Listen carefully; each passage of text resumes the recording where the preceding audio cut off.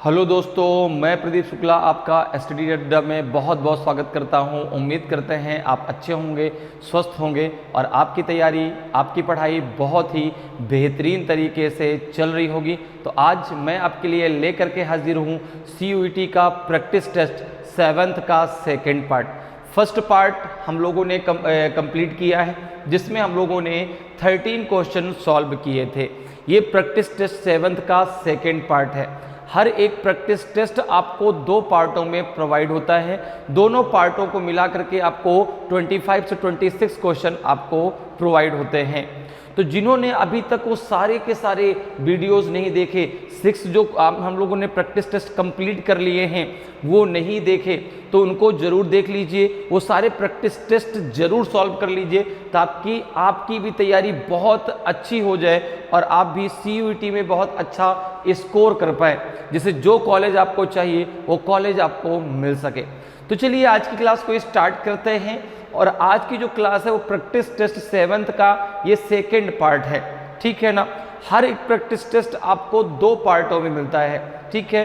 तो दोनों पार्टों को मिला के आपके 25 से 26 क्वेश्चन आपको मिलते हैं। तो ये प्रैक्टिस टेस्ट का जो 7th का फर्स्ट पार्ट था वो हम लोग कंप्लीट कर चुके हैं, ठीक है। ये सेकेंड पार्ट है। तो इसमें जो है जो आपकी जो आज की क्लास है वो आपकी 14th नंबर क्वेश्चन से स्टार्ट होगी, ठीक है ना।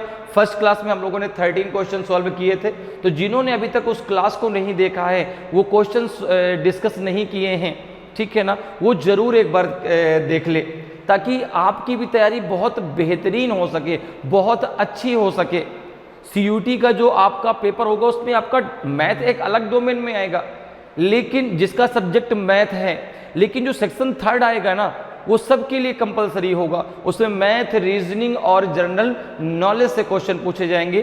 तीनों पार्टों से आपके 25 क्वेश्चन आएंगे। टोटल आपके 75 क्वेश्चन होंगे, जिसमें से आपको 60 क्वेश्चन करने होंगे 60 मिनट में।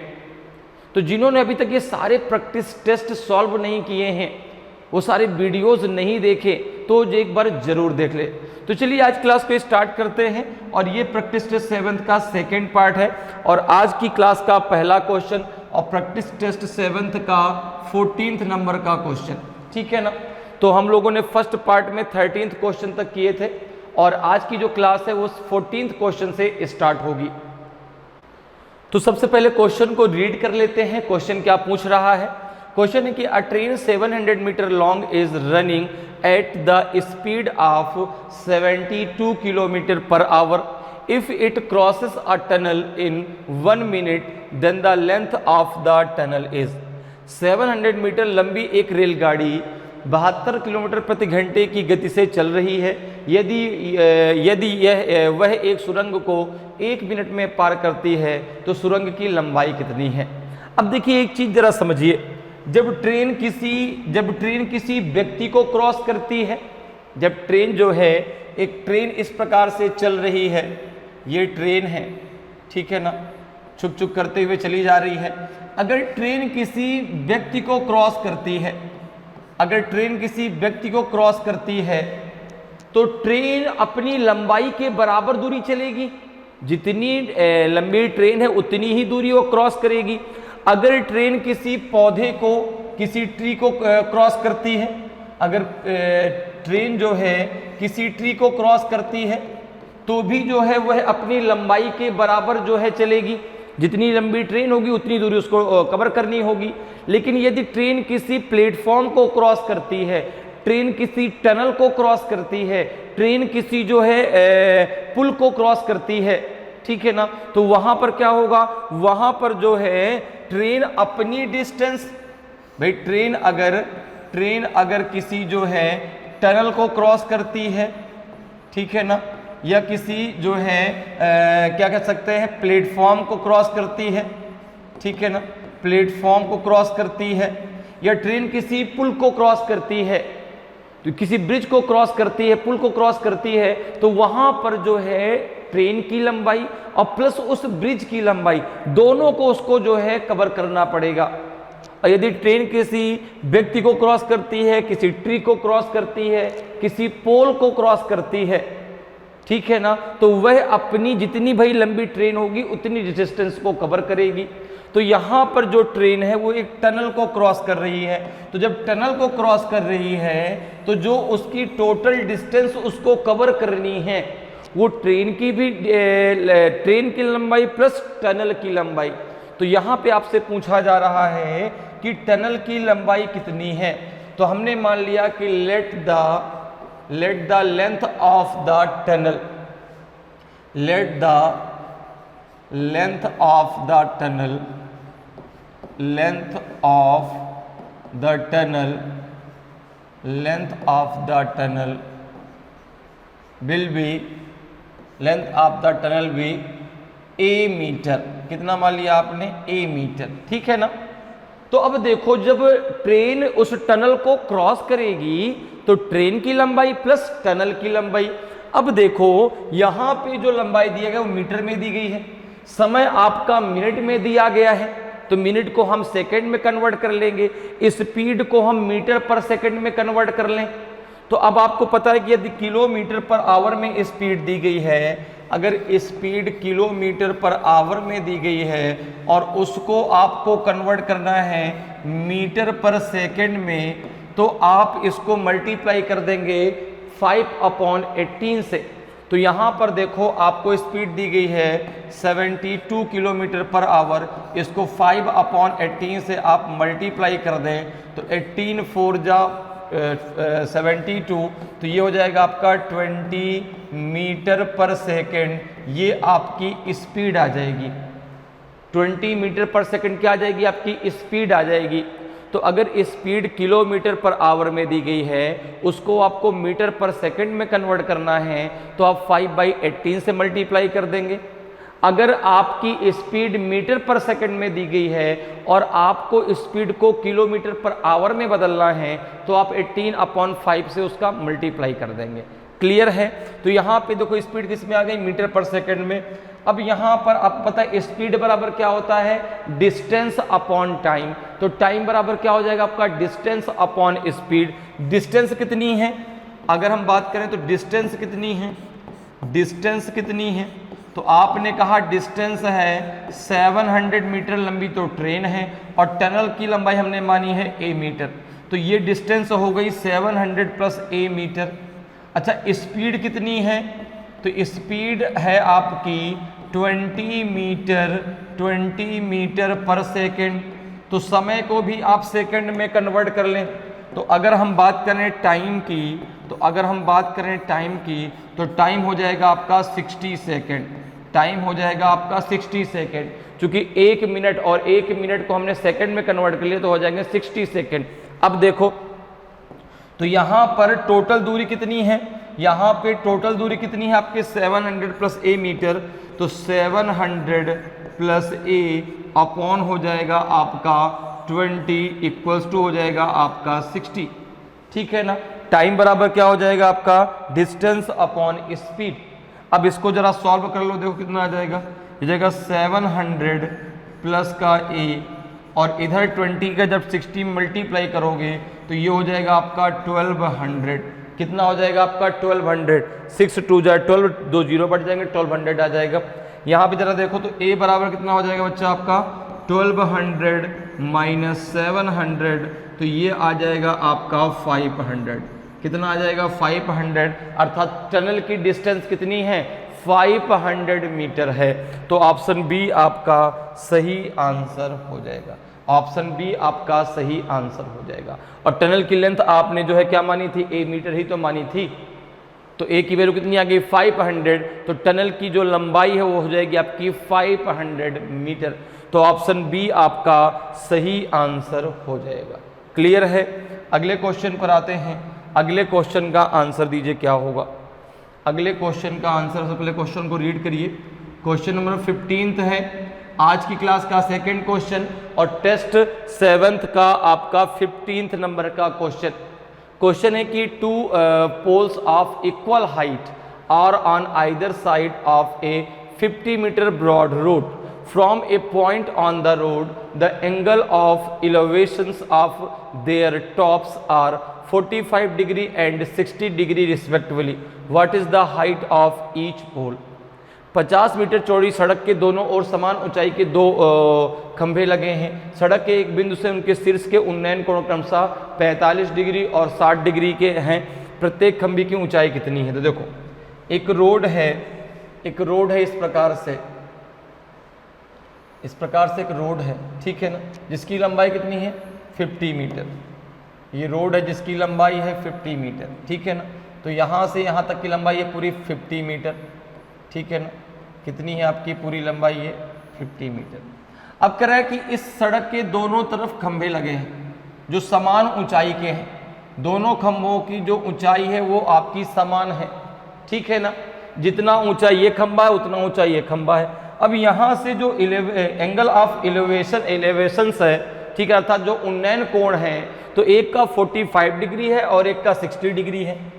देखो यहाँ से एंगल ऑफ एलिवेशन एक 45 डिग्री और एक है आपका 60 डिग्री, ठीक है ना। तो ये हो जाएगा आपका एंगल ऑफ एलिवेशन 45 डिग्री और ये हो गया आपका 60 डिग्री। अब देखो अगर इस पॉइंट को हम नाम दे दिए इसको A, इसको हमने नाम दे दिया B, ठीक है ना, इसको हमने नाम दे दिया A, इसको नाम दे दिया A, इस पॉइंट को हमने नाम दे दिया B, इस पॉइंट को हमने नाम दे दिया C, इस पॉइंट को हमने नाम दे दिया D और इस पॉइंट को हमने नाम दे दिया E। इस पॉइंट को हमने नाम दे दिया A और इस पॉइंट को हमने नाम दिया है B। अब यहाँ पर देखो दिया गया है कि AB बराबर किसके है, AB बराबर ED के है। क्योंकि दोनों जो पोल है इनकी जो ऊंचाई है, हाइट है, ये आपकी इक्वल है, ठीक है ना। अब यहाँ पर देखो अगर मैं आपसे कहूँ कि B से C तक की डिस्टेंस को हमने A मान लिया, B से C तक की डिस्टेंस को अगर हम A मान लें तो C से D तक की डिस्टेंस कितनी हो जाएगी आपकी 50 माइनस A हो जाएगी। C से D तक की डिस्टेंस कितनी हो जाएगी 50 माइनस A हो जाएगी। क्योंकि टोटल डिस्टेंस कितनी है भाई, B से D तक की डिस्टेंस कितनी है 50 मीटर की। तो अगर आपने B से C तक की डिस्टेंस को A मान लिया तो C से D तक की डिस्टेंस कितनी आ जाएगी 50 माइनस A आ जाएगी। अब यहाँ पर देखो आप ले लो tan थीटा, यहाँ पे ले लो आप tan थीटा। तो tan थीटा बराबर होता है आपका परपेंडिकुलर अपॉन बेस, ठीक है ना। तो परपेंडिकुलर अपॉन बेस होता है। तो यहाँ पे अगर आप देखें तो tan थीटा बराबर हो जाएगा, अगर हम यहाँ पे एंगल ABC में देखें, अगर हम यहाँ पर कौन सा एंगल हमने लिया, हमने एंगल ले लिया, हमने ट्रायंगल ले लिया ABC, हमने ट्रायंगल ले लिया ABC और ABC में अगर आप tan थीटा लेते हैं, ट्रायंगल ABC में अगर आप tan थीटा लेते हैं तो tan थीटा बराबर हो जाएगा आपका AB अपॉन हो जाएगा आपका BC, हो जाएगा AB अपॉन क्या हो जाएगा BC, ठीक है ना। परपेंडिकुलर अपॉन क्या होता है बेस।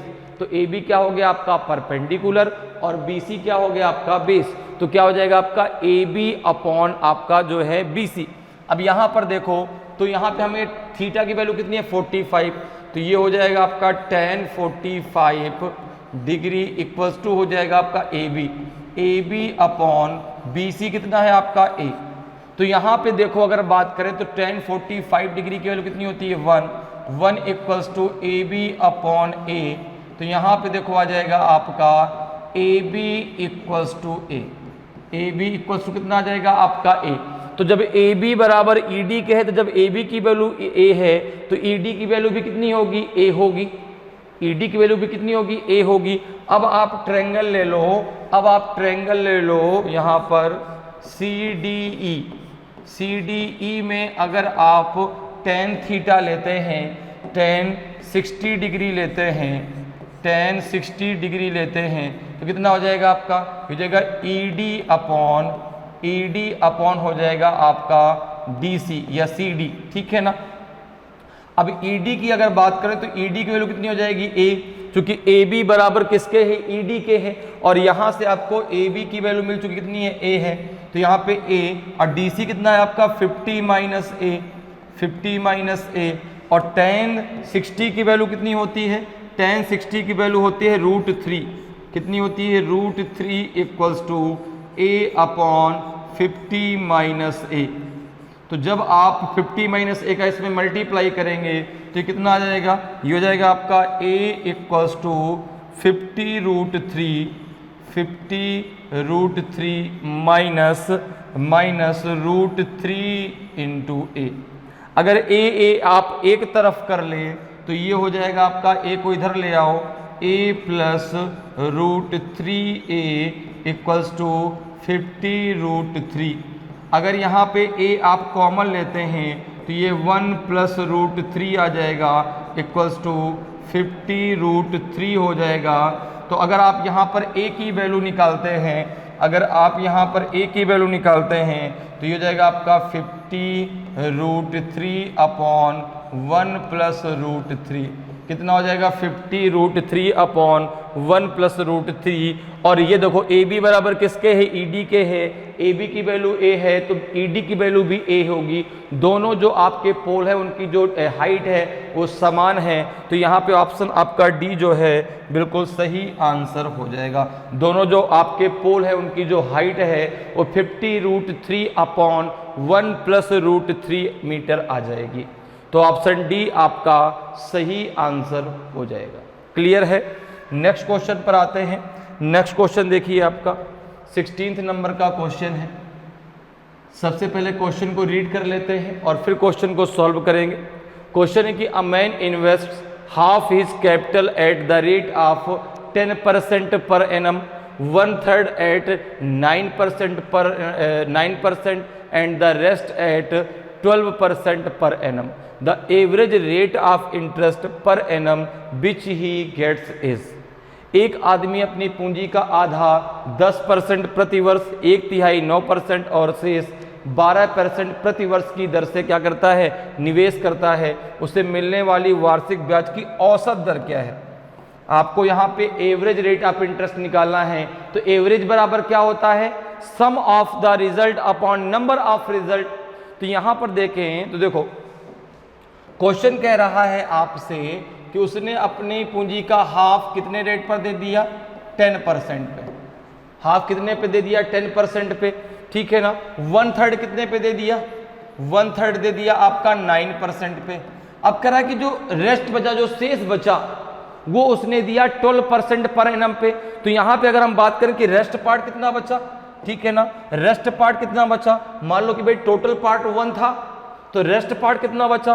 तो आपने कहा कि अगर मैं रेस्ट पार्ट की बात करूं, अगर मैं रेस्ट पार्ट की बात करूं तो कितना हो जाएगा, ये हो जाएगा आपका 1 माइनस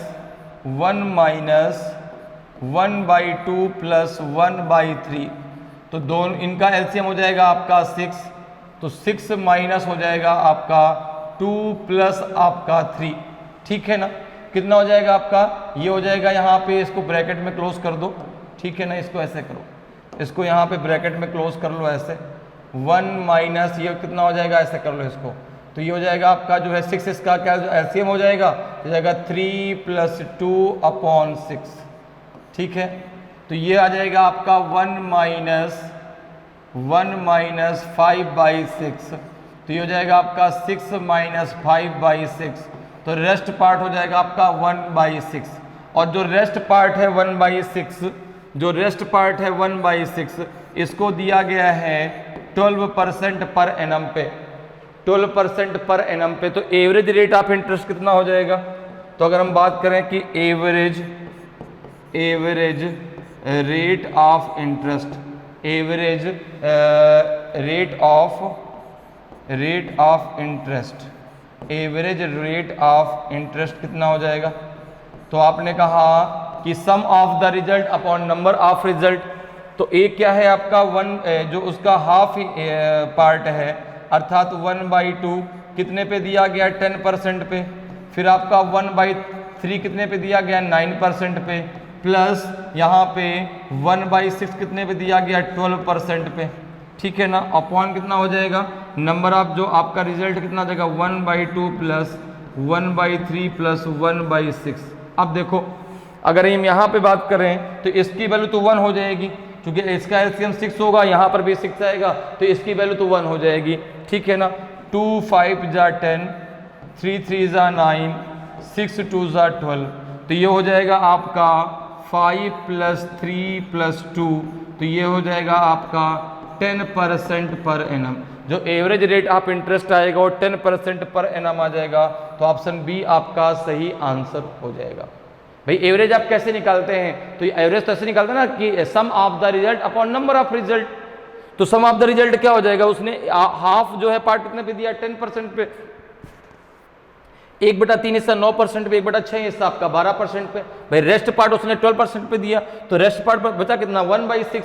ठीक है ना। अब देखो यहाँ पे टोटल नंबर ऑफ रिजल्ट क्या हो जाएगा आपका? नंबर ऑफ रिजल्ट क्या हो जाएगा? 1/2 + 1/3 + 1/6। इसकी वैल्यू 1 होगी, क्योंकि इसका एलसीएम 6 होगा, तो 2 3 जा 6, 3 2 जा 6 और 6 1 जा 6, तो 3 + 2 5 और 1 6 हो जाएगा। तो 6/6 में ये वो आपका 1 आ जाएगा।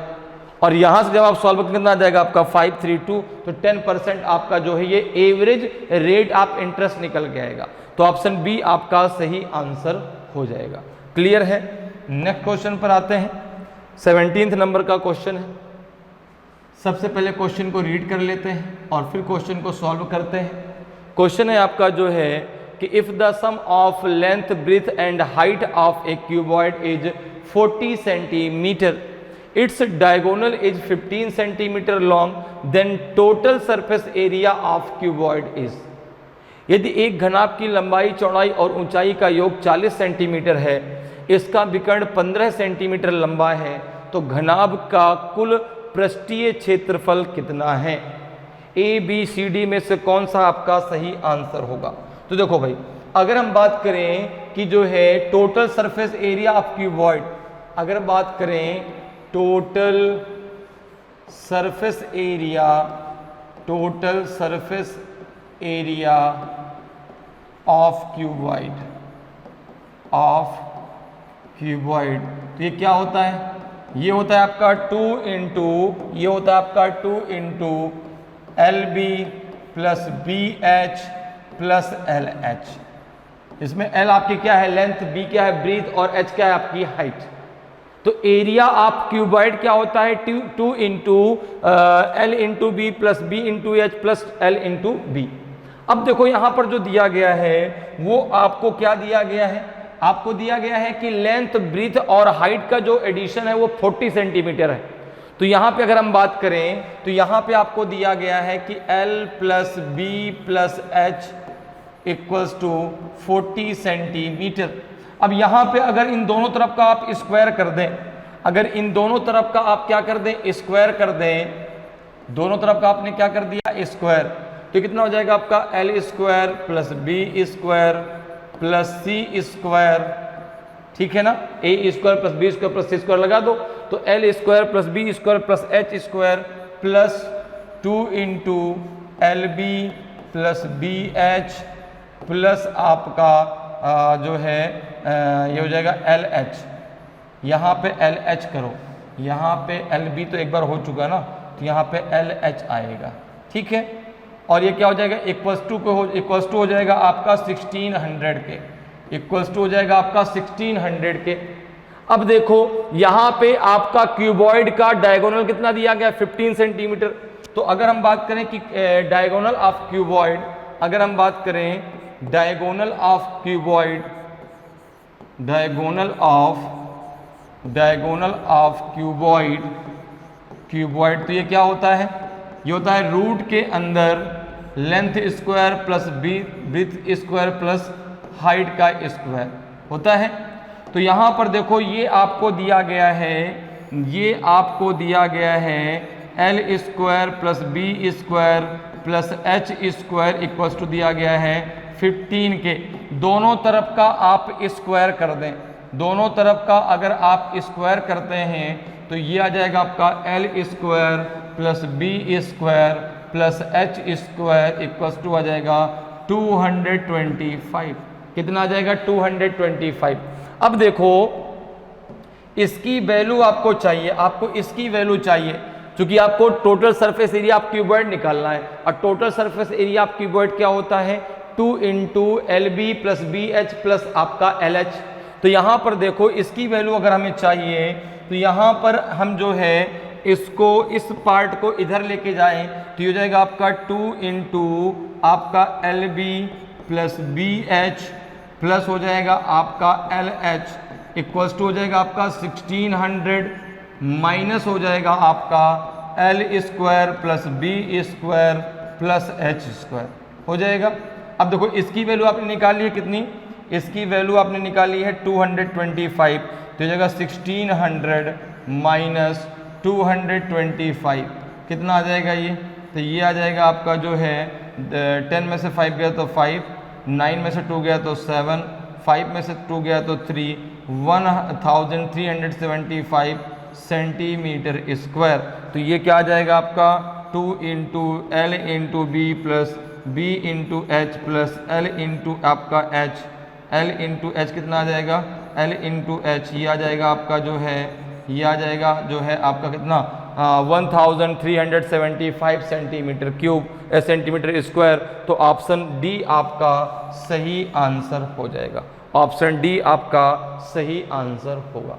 क्लियर है, समझ में बात आई भाई। क्यूबॉइड का टोटल सरफेस एरिया कितना होता है 2 into L B plus B H plus L H. अब यहां पर देखो आपको इसकी वैल्यू दी गई थी तो आपने दोनों तरफ का स्क्वायर कर दिया, तो यहां से आपका a plus B plus C का होल आप स्क्वायर लगा दीजिए, A square plus B square plus C square plus 2ab plus 2bc plus 2ac, यही तो होगा, ठीक है ना। तो वहां से आपने 2 कॉमन ले लिया, तो यहां पर आपका ये देखो बन गया। अब यही सी वैल्यू तो आपको निकालनी थी, और डायगोनल ऑफ क्यूबॉइड का होता है रूट के अंदर L square plus B square plus H square. इसकी वैल्यू आपको 15 दी गई थी, दोनों तरफ का स्क्वायर कर दिया तो यहाँ पर डायगोनल मिल गया, इसकी वैल्यू आपको मिल गई। अब इसकी वैल्यू आपने यहाँ पे रख दी, ठीक है ना, तो आपका आ गया कितना 1375 सेंटीमीटर स्क्वायर। क्लियर है। अगले क्वेश्चन पर आते हैं। अगले क्वेश्चन का आंसर बताइए भाई क्या होगा। 18 नंबर का क्वेश्चन है। सबसे पहले क्वेश्चन को रीड कर लेते हैं, क्वेश्चन क्या पूछ रहा है, और फिर क्वेश्चन को सॉल्व करते हैं। क्वेश्चन है आपका कि विजय हैज 50 पैसे, 25 पैसे एंड 10 पैसे coins in the ratio 4:7:11 amounting 485 rupees. Find the number of coins of each type respectively. विजय के पास 50 पैसे, 25 पैसे और 10 पैसे के सिक्के 4:7:11 के अनुपात में हैं। 485 रुपये की राशि अनुपात में 485 रुपये की राशि है। क्रमशः प्रत्येक प्रकार के सिक्कों की संख्या ज्ञात कीजिए। देखिए बहुत सिंपल सा क्वेश्चन है। अब एक चीज सोचिए भाई, जो राशि दी गई हो तो रुपए में दी गई है, और जो आपके क्वाइंस का जो रेशियो दिया गया है वो दिया गया आपका जो है पैसे में। तो अब यहां पे अगर मैं बात करूं इन क्वाइंस की, तो 50 पैसे के 2 क्वाइंस, अगर मैं क्वाइंस को पैसे में रुपए में कन्वर्ट करूं तो भाई 50 पैसे के 2 क्वाइंस मिलकर के 1 रुपए बनेंगे, 25 पैसे के 4 क्वाइंस मिलकर के 1 रुपए बनेंगे, और 10 पैसे के 10 क्वाइंस मिलकर के आपके 1 रुपीज बनेंगे। बनेंगे कि नहीं बनेंगे?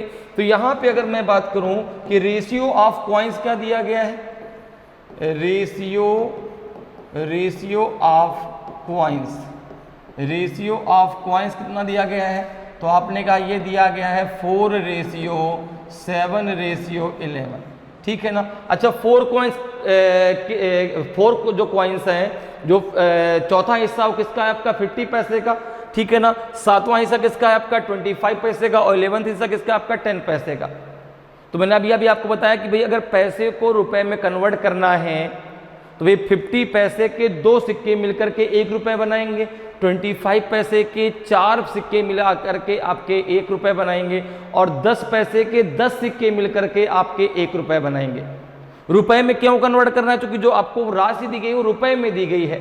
तो यहाँ पे अगर हम बात करें अकॉर्डिंग टू क्वेश्चन की बात करें, अगर हम बात करें अकॉर्डिंग टू क्वेश्चन, ठीक है ना, अकॉर्डिंग टू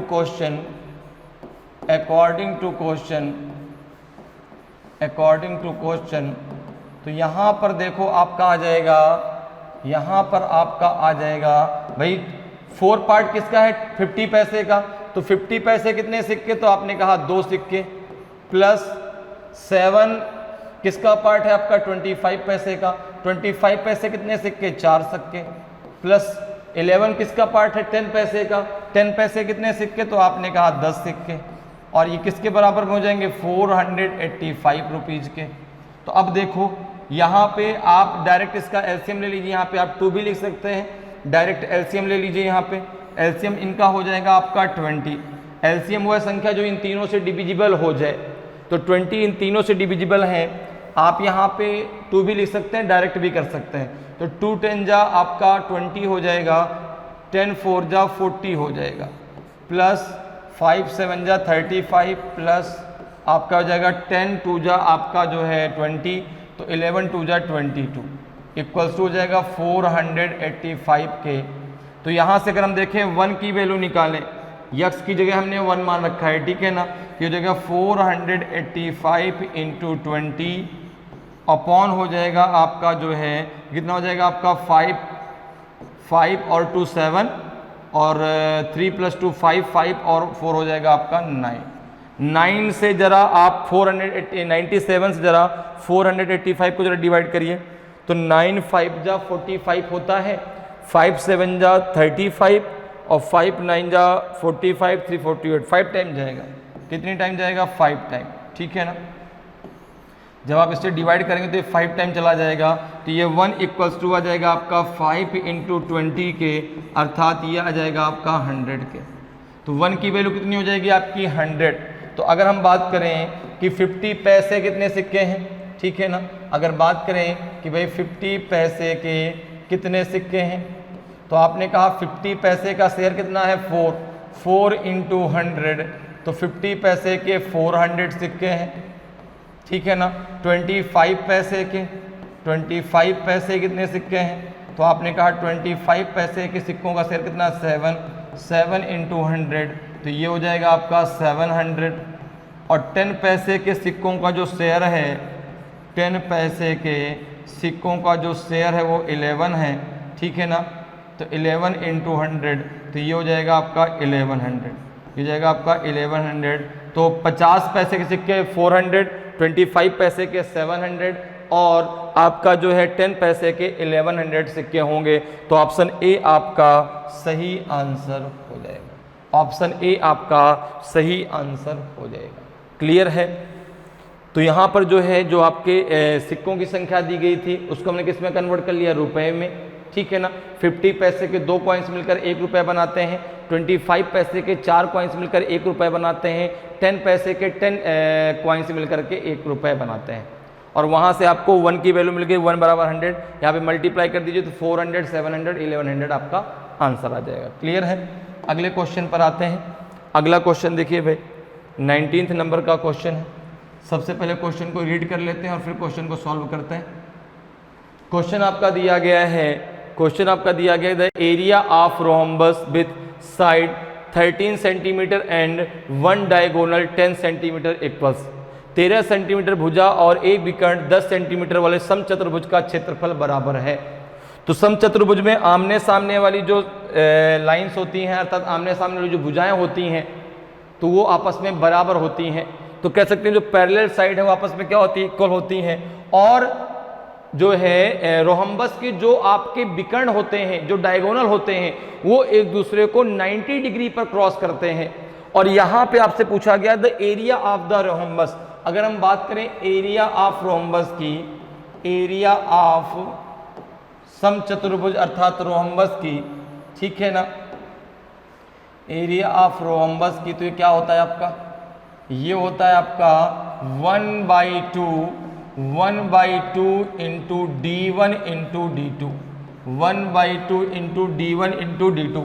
अब यहां पर देखो आपकी एक साइड आपको दी गई है और एक आपको डायगोनल दिया गया है, ठीक है ना। तो पैरेलल साइड जो होती हैं आपकी अपोजिट साइड वो क्या होती हैं, पैरेलल होती हैं। तो कुछ ऐसा बनेगा, कुछ ऐसा बनेगा आपका, ये जो है कुछ ऐसा आपको ये बना हुआ दिखाई देगा।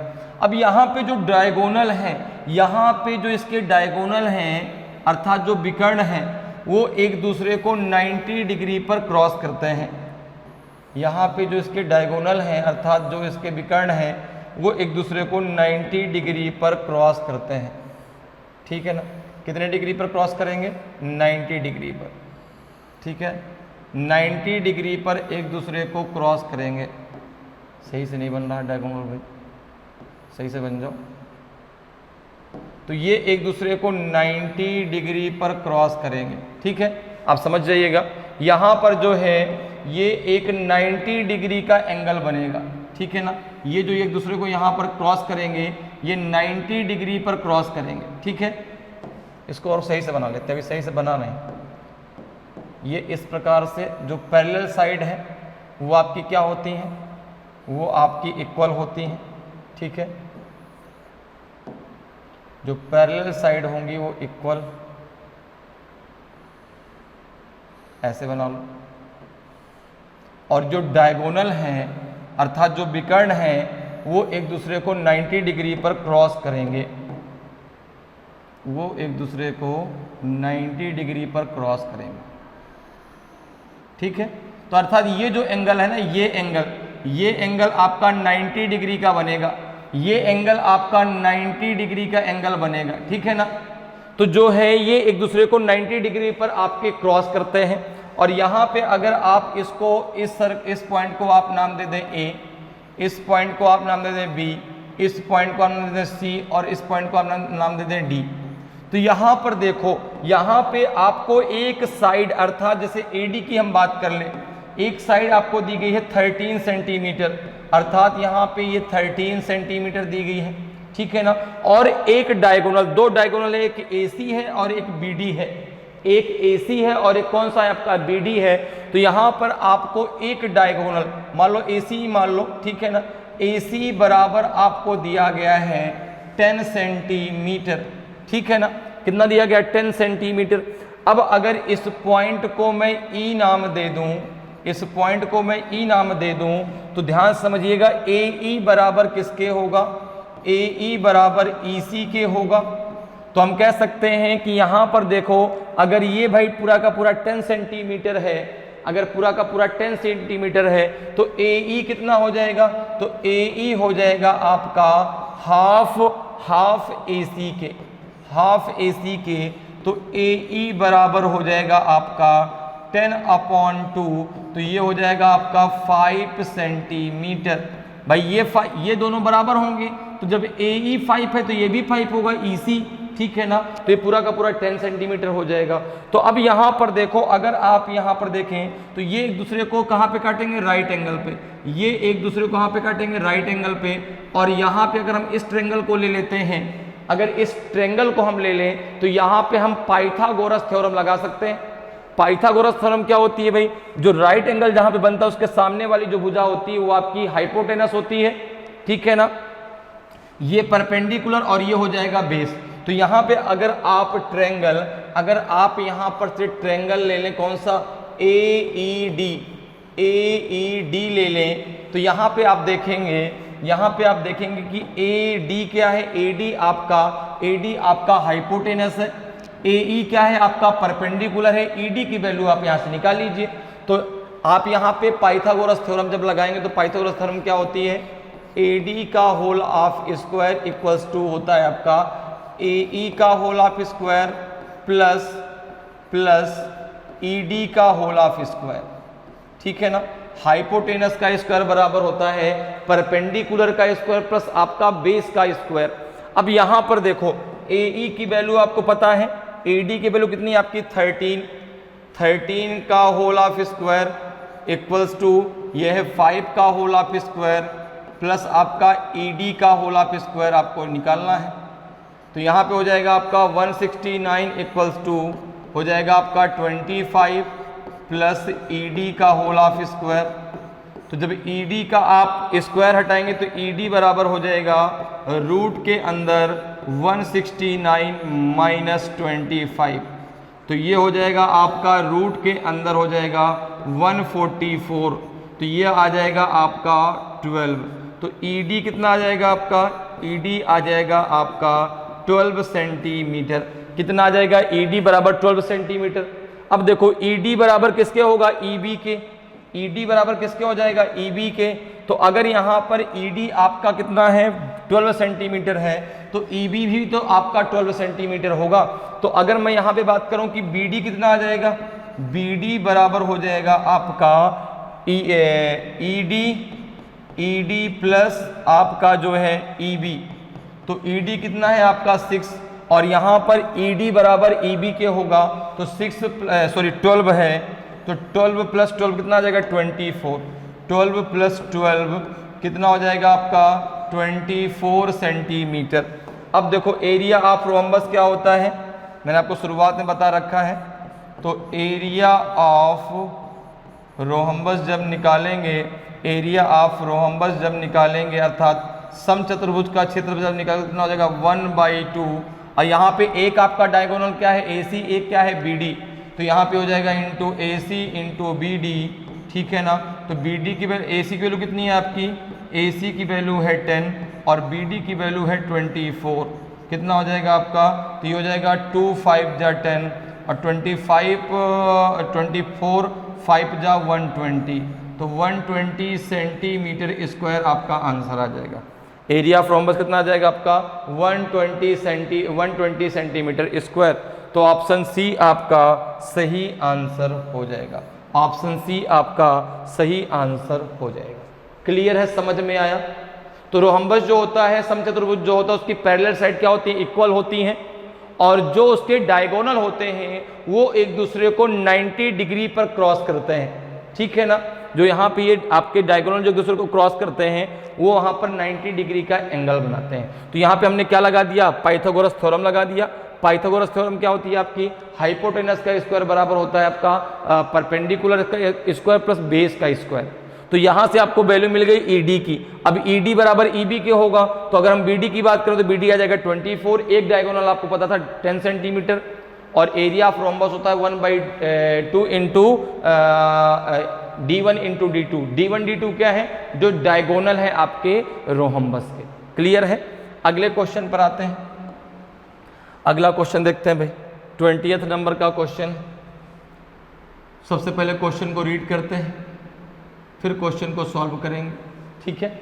क्वेश्चन कह रहा है कि the value 98/3 plus 1/3 plus 1/3 minus 1/3 plus 1/3। अब ये प्लस 1/3 इसके साथ में, इसकी वैल्यू किसके बराबर में होगी, 98 के बराबर होगी कि 98/27 के बराबर होगी कि 27 के बराबर होगी कि नॉन ऑफ दीज के बराबर होगी।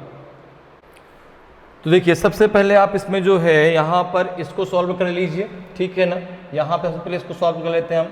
3 प्लस 1/3 प्लस 1/3 माइनस 1/3 को, इसको सॉल्व करने का आसान सा तरीका क्या होता है जरा उसको समझिए। 1/3 को आप 1/3 ऐसे लिख दीजिए। 1/3 को पहले 1 लिख दिया, बाद में 3 लिख दिया। अब देखिए यहाँ पे क्या है 3, तो इस 3 को इस 3 के ऊपर लीजिए। इसका शॉर्टकट तरीका होता है सॉल्व करने का। अब पहले हम इस वैल्यू को सॉल्व कर रहे हैं, प्लस का 1/3 हमने नहीं लिया, हम पहले केवल इस वैल्यू को सॉल्व किए रहे हैं, ठीक है ना। फिर बाद में आगे उसको हम सॉल्व कर लेंगे। इसका शॉर्टकट तरीका क्या है, तो आपने पहले 1/3 को ऐसे लिख दिया। अब देखो यहाँ पे 3 है तो इस 3 के ऊपर 3 लिख दीजिए। 3 3 जा कितना हो जाएगा आपका 9, 3 3 जा कितना हो जाएगा आपका 9, ठीक है ना। अब यहाँ पे चूंकि माइनस है तो ये माइनस हो जाएगा, तो 9 माइनस 1 कितना आ जाएगा आपका यहाँ पे 8 आ जाएगा, ठीक है ना। अब देखो यहाँ पे अगर हम बात करें तो यहाँ पे फिर से 3 आया, इस 3 को फिर से यहाँ पे इसके ऊपर लिखिए, ठीक है ना। अब देखो 8 3 जा 24, 8 3 जा 24। अब यहाँ पे प्लस है ना तो यहाँ पे प्लस हो जाएगा। 8 3 जा 24, 24 और 3 कितना हो जाएगा आपका 27, कितना आ जाएगा 27। फिर आगे देखो यहाँ पे, यहाँ ये फिर से आपका 3 है तो 3 के इसके ऊपर 3 लिखा। 27 3 जा 81। अब यहाँ पे प्लस है तो ये प्लस हो जाएगा। 81 प्लस 8 कितना हो जाएगा आपका 89, कितना हो जाएगा 89। तो यहाँ पर इसकी वैल्यू कितनी आ जाएगी, इसको कैसे लिखेंगे, ये जो वैल्यू आई इसको हम लिख देंगे यहाँ पर जो है सबसे पहले लास्ट वाला 89/27। तो इसकी वैल्यू कितनी आ जाएगी 89/27। इसकी वैल्यू कितनी आ जाएगी आपकी 89/27। अब देखो इसको वहां पर सॉल्व कर लो, अब वहां पे इसको रख दो तो ये हो जाएगा आपका 98 हो जाएगा 89/27 प्लस 1/3। इसको जरा सॉल्व कर लीजिए तो ये जाएगा 98 अपॉन इन दोनों का एलसीएम कितना हो जाएगा 27, ठीक है ना। और यहाँ पे कितना हो जाएगा आपका 89 प्लस ये हो जाएगा आपका 9, तो ये आ जाएगा आपका 98, 27 ऊपर चला जाएगा तो 27 का मल्टीप्लाई हो जाएगा और नीचे भी आपका 98 आ जाएगा, 98 से 98 कैंसिल हो जाएगा, 27 आपका आंसर आ जाएगा। तो यहाँ पे जो ऑप्शन आपका सी जो है वो बिल्कुल सही आंसर होगा। क्लियर है? तो अगर इस प्रकार से क्वेश्चन दिया था तो ये शॉर्टकट तरीका होता है उसको सॉल्व करने का। अगर माइनस है तो वहाँ पे हम माइनस करेंगे, प्लस है तो वहाँ पे प्लस करेंगे। जैसे यहाँ पर देखो सबसे पहले हमने किसको लिखा 1/3 को, तो 1/1 और 3 ऐसे लिख दिया। फिर यहाँ पे क्या करना है, यहाँ पे जो है यहाँ पे 3 है तो यहाँ पे हमने 3 लिख दिया, इस 3 और 3 का मल्टीप्लाई कर लिया। यहाँ पे माइनस तो ये 1 को माइनस कर दिया, तो 9 - 1 कितना आ जाएगा 8, ठीक है। फिर 8 के ऊपर हमने 3 लिखा तो 8 3 जा 24, 24 में अब यहाँ पे प्लस लगाया तो ये प्लस होगा, तो 24 + 3 आपका 27, फिर ये 3 आएगा तो 27 3 जा 81, 81 और 8 हो जाएगा 89, 89/27 इसकी वैल्यू आ जाएगी। क्लियर है? तो यहाँ से जो इस इक्वेशन की वैल्यू कितनी आ जाएगी आपकी 27। ऑप्शन सी आपका सही आंसर होगा। अगले क्वेश्चन पर आते हैं। अगला क्वेश्चन देखिए आपका 21 नंबर का क्वेश्चन है। सबसे पहले क्वेश्चन को रीड कर लेते हैं, क्वेश्चन क्या पूछ रहा है और फिर क्वेश्चन को सॉल्व करते हैं। क्वेश्चन है कि a boat takes 15 hours for travelling downstream from point A to point B and coming back to a point C midway between A and B. If the speed of stream is 3 km/h and speed of boat in still water is 12 km/h, तो what is the approximate distance between A and B? एक नाव बिंदु A से B तक की दूरी B तक धारा की अनुकूल यात्रा करने और A और B के बीच बिंदु C पर वापस आने में 15 घंटे का समय लेती है।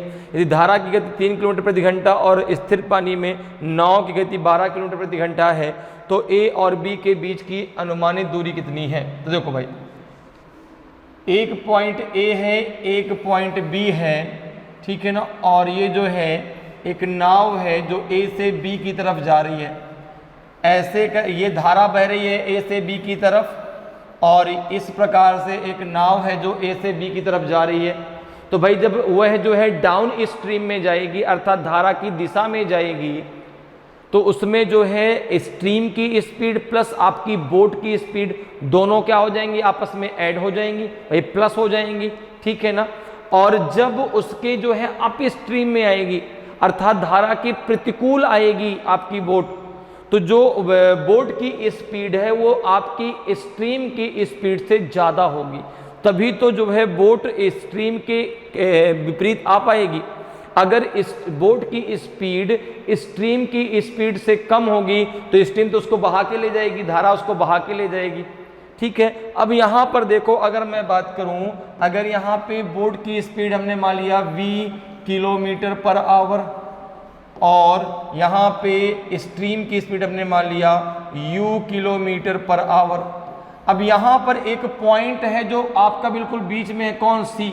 जो C है वो आपका A और B के बीच में है, ठीक है ना। तो अगर A से B तक की डिस्टेंस, अब आप अगर x मान लेते हैं तो B से C तक की डिस्टेंस कितनी होगी, x/2 हो जाएगी, या जो भी आप x y z कुछ भी जो मानेंगे, क्योंकि जो C है वो आपका A और B के कहाँ है, बीच में है। देखो दिया है कि two point B and coming back two point C Midway between A and B। जो पॉइंट C है, ठीक है ना, वो आपका A और B के बीच में है, तो A और B तक की आपको दूरी बतानी है। तो यहाँ पे आपने मान लिया कि A से B तक की दूरी, let the distance between A and B, मान लेते हैं कि लेट द डिस्टेंस बिटवीन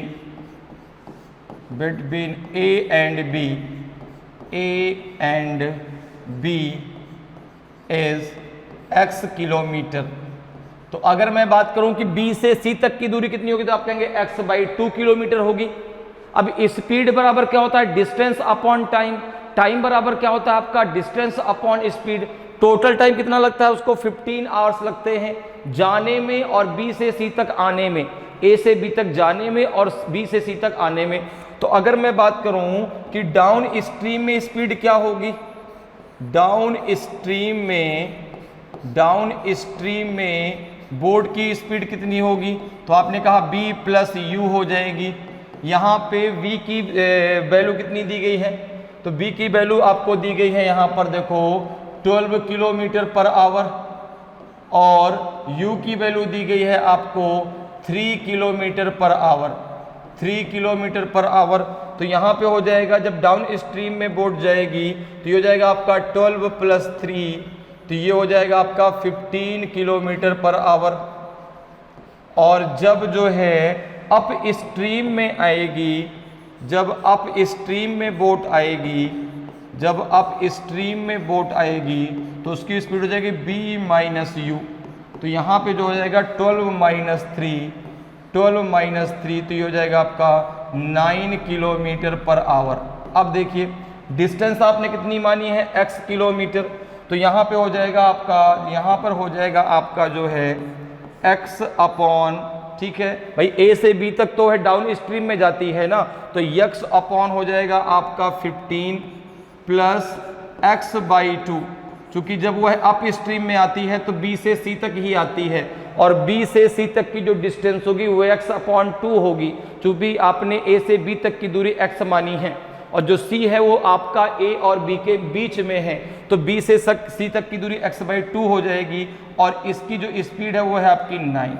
ये हो जाएगा आपका जो है, और ये किसके बराबर हो जाएगा 15 के, क्योंकि टोटल टाइम उसको 15 आवर्स लगते हैं। अब देखिए इसको कितना लिख सकते हैं आप, x अपॉन 15 प्लस ये हो जाएगा x अपॉन 18 इक्वल्स टू हो जाएगा आपका 15 के।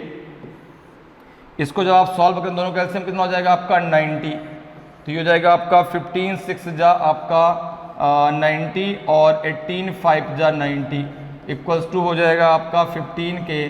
तो ये x इक्वल्स टू हो जाएगा आपका 15 इंटू 90 अपॉन हो जाएगा आपका 11, हो जाएगा 6 और 5 कितना हो जाएगा आपका 11, तो ये हो जाएगा आपका 1350, 15 9 जा 135 होता है अपॉन 11 कितना आ जाएगा, ठीक है ना। तो अप्रोक्सीमेट डिस्टेंस आपको निकालनी है, ठीक है, एक अनुमानित, तो 11 1 जा 11 कितना बचेगा आपका 2 बचेगा 25, 11 2 जा 22, ठीक है ना।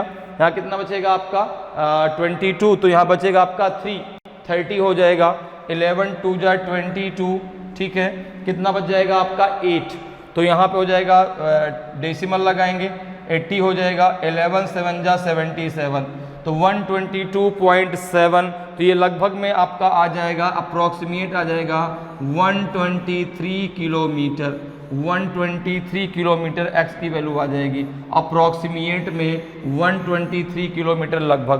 तो यहाँ पे ऑप्शन सी आपका सही आंसर हो जाएगा, ऑप्शन सी आपका सही आंसर हो जाएगा। क्लियर है, अप्रोक्सीमेट में डिस्टेंस निकालनी थी तो यह आ जाएगा आपका 123 किलोमीटर, तो ऑप्शन सी आपका सही आंसर होगा। अगले क्वेश्चन पर आते हैं। अगला क्वेश्चन देखिए आपका 22 नंबर का क्वेश्चन है, ये आपका एक चार्ट पर आधारित है, ठीक है ना। सबसे पहले क्वेश्चन को रीड कर लेते हैं। क्वेश्चन कह रहा है कि डायरेक्शन जो है आपका 22 से 24 तक के लिए है, अर्थात जो है 22 से 24 तक के क्वेश्चन इसी पर बेस्ड है। तो यहाँ पर देखो कह रहा है कि study the given table carefully and answer the questions that follows. दी गई तालिका का ध्यानपूर्वक अध्ययन करें और निम्नलिखित प्रश्नों के उत्तर दें। Number of newspaper sold in a week in 6 different cities, number in lakhs. 6 अलग अलग शहरों में एक सप्ताह में बिकने वाले अखबारों की संख्या लाखों में दी गई है, ठीक है, इस टेबल में। तो यहाँ पे आपको डिफरेंट ये सिटीज़ दी गई हैं और किस सिटीज़ में कौन सा अखबार कितना बिका है ये दिया गया है, जो वैल्यू है वो आपकी लैक्स में है, ठीक है ना। अब जो क्वेश्चन पूछ रहा है कि the number of newspaper of HT sold in Chennai was approximately what % of the total number of newspaper of the same kind sold in all the cities together। Chennai में बेचे गए एचटी के समाचार पत्रों की संख्या सभी शहरों में एक साथ बेचे गए समान प्रकार के समाचार पत्रों की कुल संख्या का लगभग कितना प्रतिशत है। तो यहां पर देखो, अगर हम बात करें तो ये टेबल देखो दी गई है। मुंबई में एचटी कितना बेचा गया है 25, दिल्ली में 20, ठीक है ना, कोलकाता में 16 और चेन्नई में 22, हैदराबाद में 23, बेंगलोर में 18। इसी प्रकार से एटी की वैल्यू दी गई, ईटी की वैल्यू दी गई है, ये डीजे की वैल्यू दी गई है, ये टीओआई अखबार की वैल्यू दी गई है और डीबी की दी गई है। ये जो वैल्यू दी गई वो आपकी लैक्स में दी गई है। तो क्वेश्चन आपसे पूछ रहा है कि जो एचटी प्रकार का जो न्यूज़पेपर है वो जो चेन्नई में बेचा गया, ठीक है ना, और उसी प्रकार के जो न्यूज़पेपर हैं जो पूरे 6 की 6 सिटीज में बेचे गए उसका वो कितना प्रतिशत है। तो अगर मैं बात करूं एचटी की, तो जो चेन्नई में बेचा गया, जो चेन्नई में जो है, चेन्नई में जो सोल्ड किया गया, बेचा गया एचटी प्रकार का जो न्यूज़पेपर है वो कितना है, वो है आपका जो है 22 लाख। कितना है 22 लाख, ठीक है ना। इसी प्रकार से अगर मैं टोटल सिटीज की बात करूं, अगर मैं टोटल बात करूं कि टोटल ये एचटी कितना बेचा गया, तो आपने कहा कि भाई बेचा गया 25 प्लस आपका 20 प्लस आपका 16 प्लस आपका 22 प्लस आपका 23 प्लस आपका 18। तो टोटल कितना आ जाएगा जरा देखो भाई, तो 5, 6 और 5 हो जाएगा आपका 11, 11 और 2 हो जाएगा आपका 13, 13 और 3 हो जाएगा आपका 16, 16 और 8 हो जाएगा आपका 24, तो 4 आ जाएगा, 2 आपका होल्ड हो जाएगा, 2 और 2 हो जाएगा 4, 4 2 आपका हो जाएगा 6, 6 और 1 हो जाएगा 7, 7 2 9, 9 2 11, 11 और 1 हो जाएगा आपका 12। 124 लाख जो है ये टोटल बिक्री है किसकी, आपके एचटी टाइप के न्यूज़पेपर की।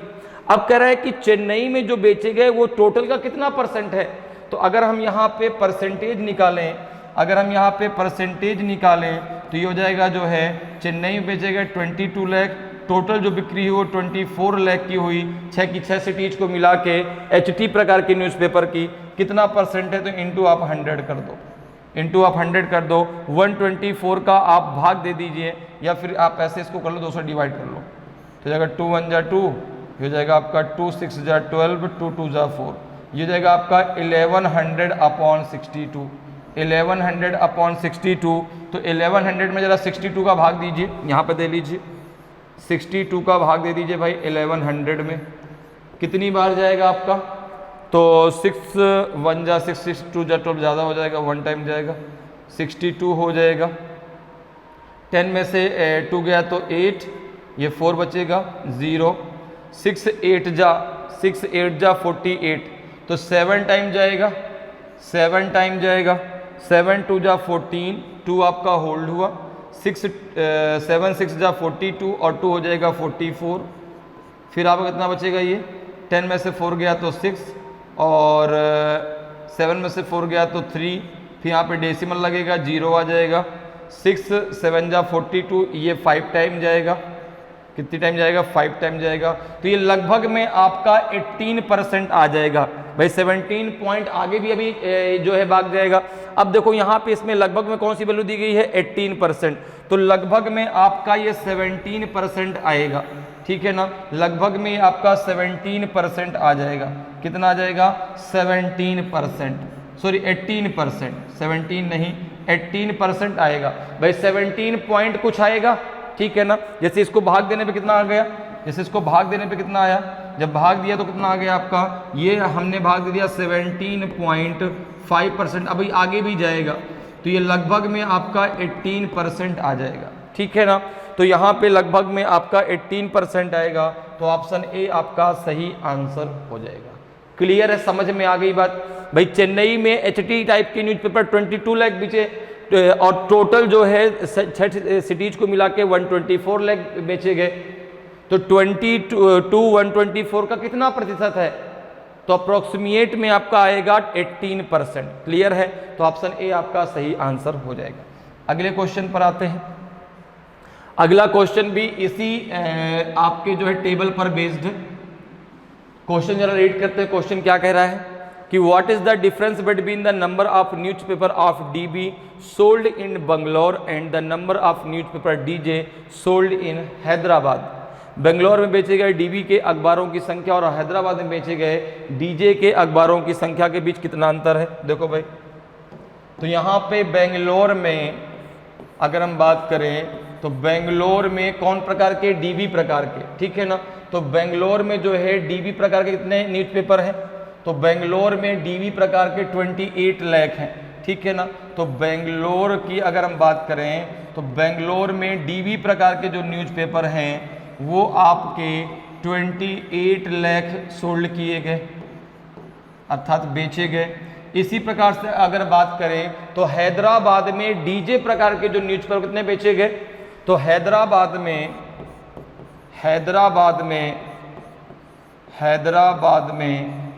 डीजे प्रकार के जो न्यूज़पेपर हैं, जो डीजे प्रकार के न्यूज़पेपर हैं वो कितने सोल्ड किए गए, वो 24 लाख सोल्ड किए गए। कितना, 24 लाख। क्लियर है। दोनों के बीच का डिफरेंस पूछा है, दोनों के बीच का डिफरेंस पूछा है, तो ये आ जाएगा आपका 28 माइनस 24, तो ये आ जाएगा आपका 4 लाख। कितना आ जाएगा, 4 लाख। क्लियर है, समझ में बात आ गई भाई। बेंगलोर में डीबी प्रकार के जो न्यूज़पेपर हैं वो 28 लाख सोल्ड किए गए और हैदराबाद में डीजे प्रकार के 22 लाख। अच्छा एक मिनट, यहाँ पे 22 आएगा, सॉरी यहाँ पे 22 आएगा, ठीक है ना। कितना आएगा आपका, 22 लाख। 22 लाख, तो यहाँ पे 22 जब आप माइनस करेंगे तो ये 6 लाख आ जाएगा, ठीक है ना। क्योंकि यहाँ पर जो है, यहाँ पर जो वैल्यू है वो आपकी जो है कहाँ पे पूछी जा रही है, हैदराबाद में, ठीक है। तो यहाँ पे आपका आ जाएगा 6 लाख। तो यहाँ पे ऑप्शन जो है आपका बी बिल्कुल सही आंसर होगा। देखो ऑप्शन सी भी आपका दिया गया था, ठीक है ना। ऑप्शन सी भी, इसी में 4 लाख भी दिया गया था, तो ध्यान से आंसर देना है। तो यहाँ पे डीजे जो है, डीजे प्रकार के हैदराबाद में 22 लाख है और डीबी प्रकार के बेंगलोर में 28 लाख है। दोनों के बीच का डिफरेंस 6 लाख का है, तो ऑप्शन बी आपका सही आंसर हो जाएगा। क्लियर है। अगले क्वेश्चन पर आ जाइए। अगला क्वेश्चन भी इसी टेबल पर बेस्ड है, इसी टेबल पर बेस्ड है। सबसे पहले क्वेश्चन को रीड कर लेते हैं और फिर क्वेश्चन को सॉल्व करते हैं, ठीक है। क्वेश्चन है आपका कि what is the average number of newspaper of ET sold in all the cities. सभी शहरों में ईटी के बेचे गए समाचार पत्रों की औसत संख्या कितनी है। तो एवरेज निकालने का फॉर्मूला क्या होता है, sum of the result upon number of result. तो देखो टोटल ईटी के जो टोटल आपका जो है टोटल न्यूज़पेपर की बात करें अगर, जो कि 6 सिटीज में बेचे गए, तो total number of ET newspaper sold in all cities, total number of ET newspaper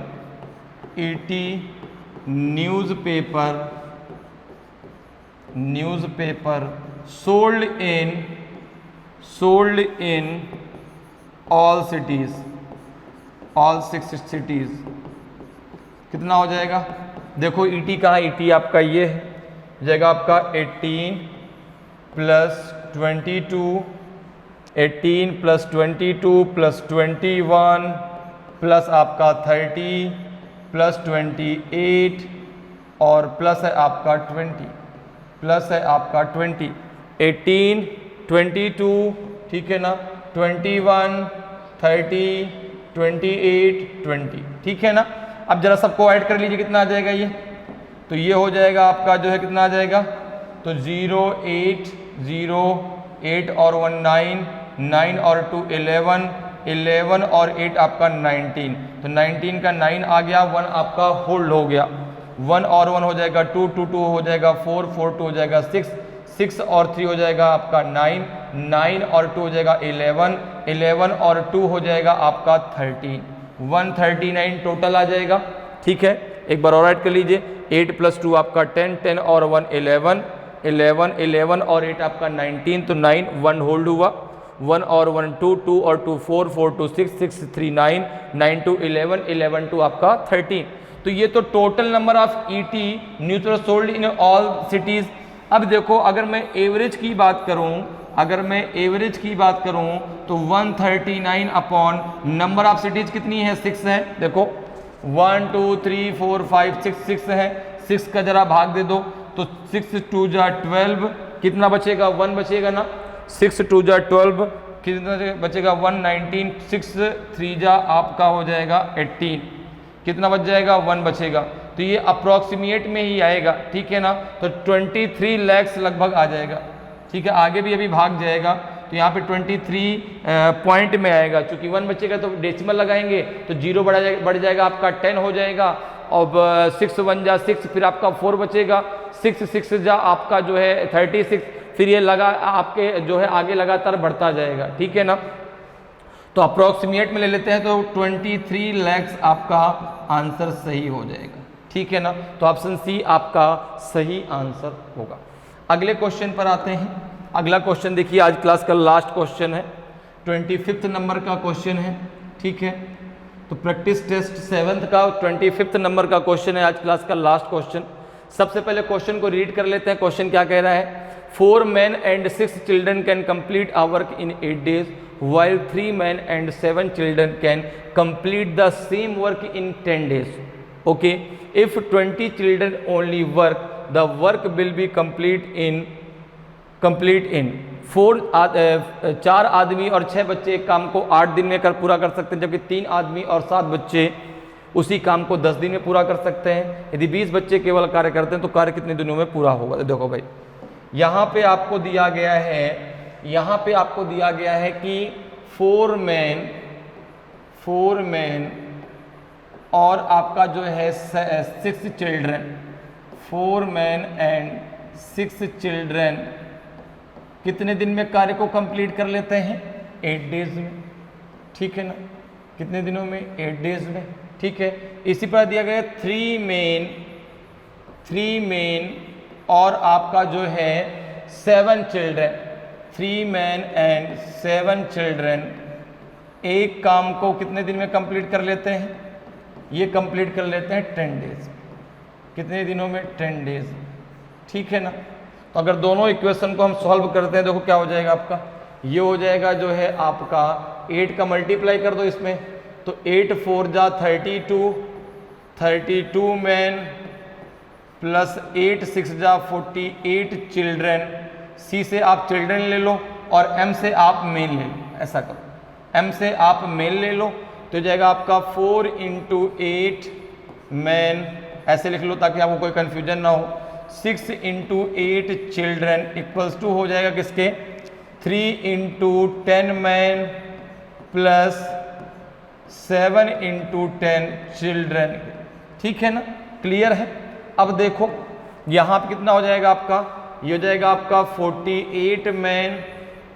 अब देखो 48 मैन ये हो जाएगा, 30 मैन ये हो जाएगा, इसको इधर ले आओ तो जाएगा माइनस का आपका 30 मैन, ठीक है। यहाँ पे कितना हो जाएगा आपका 48 नहीं 32 होगा, यहाँ पे कितना होगा 32, क्योंकि 4 8 जा 32 होगा ना, वो 48 तो मैंने उसको दोनों को मिला के लिख दिया, 4 8 जा 32 man minus 30 man equals to कितना हो जाएगा 70 चिल्ड्रन माइनस 48 चिल्ड्रन, क्लियर है। अब देखो यहाँ पे कितना आ जाएगा, ये आ जाएगा 2 मैन इक्वल्स टू हो जाएगा आपका कितने के 10 माइनस 8 तो हो जाएगा आपका 2, और यहाँ बचेगा आपका 6 माइनस 4 बचेगा 2 22 चिल्ड्रन के। तो अगर यहाँ पे बात करें तो 1 मैन इक्वल्स टू आ जाएगा आपके 11 चिल्ड्रन के, 1 मैन इक्वल्स टू आपका कितना हो जाएगा 11 चिल्ड्रन के, ठीक है ना। तो यहाँ पे अगर हम देखें तो अगर टोटल वर्क निकालें, ठीक है ना, तो यम अर्थात मैन और चिल्ड्रन का रेशियो किस में आ जाएगा, 11:1 में आ जाएगा। चिल्ड्रन मैन और चिल्ड्रन का रेशियो किस में आ जाएगा, 11:1 में आ जाएगा। तो अगर आप टोटल वर्क की बात करें, अगर आप टोटल वर्क की बात करें, अच्छा जो अब वर्क होगा वो किसको करना है, वो केवल चिल्ड्रन को करना है। अगर 20 बच्चे मिलके कार्य को करते हैं तो कितने दिनों में पूरा कर लेंगे। तो आपने कहा टोटल वर्क कितना हो जाएगा, तो अब देखो 1 मैन बराबर 11 चिल्ड्रन के है, ठीक है ना। तो यहाँ पे अगर आप रख देते हैं तो ये कितना है आपका 32, ये हो जाएगा आपका 32 इंटू 11, ठीक है ना, और प्लस हो जाएगा आपका कितना, प्लस हो जाएगा आपका 48 इंटू 1, प्लस हो जाएगा 48 इंटू 1, क्लियर है। ये हो जाएगा आपका 32 और इंटू 11 कितना हो जाएगा आपका, कितना हो जाएगा, तो 11 2 जा 22 और 11 3 जा 33 और 2 हो जाएगा 35, प्लस हो जाएगा 48, तो ये आ जाएगा आपका 400, कितना आ जाएगा 400, टोटल वर्क कितना हो जाएगा 400। करना किसको है, जो है 20 चिल्ड्रंस को। तो अगर जो है इस वर्क को 20 चिल्ड्रन करते हैं, ठीक है ना, 20 चिल्ड्रन अगर इस वर्क को करते हैं तो 400 अपॉन 20 कितने दिन लग जाएंगे उनको 20 डेज लग जाएंगे, उनको 20 डेज लग जाएंगे। 20 दिनों में 20 बच्चे इस कार्य को पूरा कर देंगे, 20 दिनों में 20 बच्चे इस कार्य को पूरा कर देंगे, तो ऑप्शन ए आपका सही आंसर हो जाएगा। क्लियर है, तो 20 बच्चों को यह कार्य करने में 20 दिन लग जाएंगे, तो ऑप्शन ए आपका सही आंसर हो जाएगा। क्लियर, समझ में आया कैसे, ठीक है ना भाई। दो इक्वेशन थे, इन दोनों को हमने बराबर कर लिया, तो यहाँ से आ जाएगा आपका 1 मैन इक्वल टू 11 चिल्ड्रन के, अर्थात अगर मैन और चिल्ड्रन के रेशियो की बात करें तो कितना आ जाएगा 11:1 आ जाएगा। तो यहाँ पे टोटल वर्क कितना निकल के आएगा आपका 32 इंटू 11 प्लस 48 इंटू 1 कितना हो जाएगा आपका 400। अब इस वर्क को किसको करना है, केवल 20 बच्चों को, कितना दिन लग जाएगा, उनको लग जाएगा जो है 20 डेज, तो ऑप्शन ए आपका सही आंसर हो जाएगा। तो इस प्रकार से आप मैथ के क्वेश्चनों को बहुत आसानी से और कम समय में सॉल्व कर सकते हैं। उम्मीद करते हैं कि आज की क्लास आपको बहुत अच्छे से समझ में आई होगी। अगर आज की क्लास आपको अच्छी लगी हो, आज का वीडियो आपको अच्छा लगा हो और अभी तक आपने वीडियो को लाइक नहीं किया तो वीडियो को लाइक ज़रूर करें।